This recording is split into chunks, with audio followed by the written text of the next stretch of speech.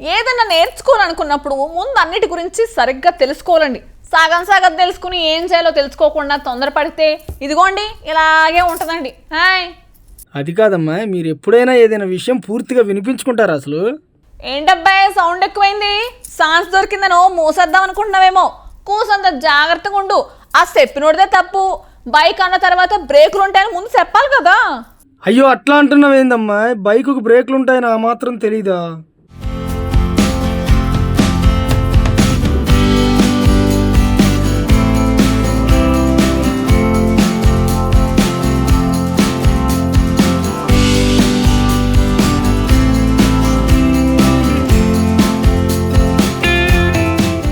Bike లేదా scooter నేర్చుకోవడం ఎలానో మీకు తెలుసా? ఇలా మాత్రం కాదండోయ్, పొరపాటున ఇలానే అనుకుంటారేమో. బైక్ డ్రైవింగ్ నేర్చుకోవడం అంత ఈజీ కాదు.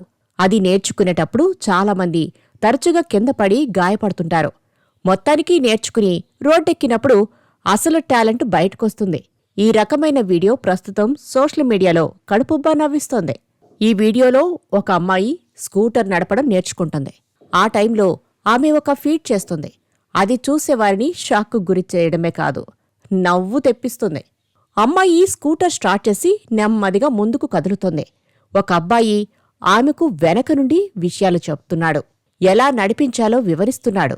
కానీ ఆ అమ్మాయి ఎక్కడ ఆలోచిస్తుందో ఏమో, లేకపోతే ఏదీ పూర్తిగా వినిపించుకోవడం అలవాటు లేదేమో గాని ఆమె యాక్సిలరేటర్ సర్రమని తిప్పేసింది. అంతే, స్కూటర్ రయ్యమంటూ ముందుకు దూసుకుపోయింది.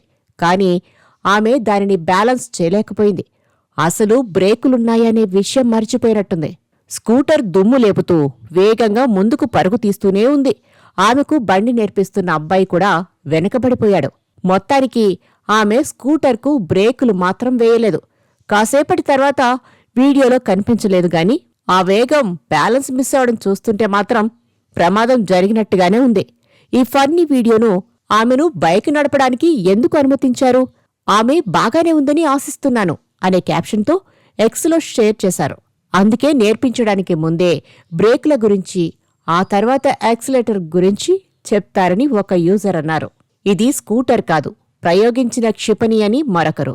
స్కూటర్లు, బైకులు నడపడం నేర్చుకునేవారు జాగ్రత్తగా ఉండాలని, ఇలాంటి ప్రమాదాలను నివారించాలని కొందరు హెచ్చరించారు.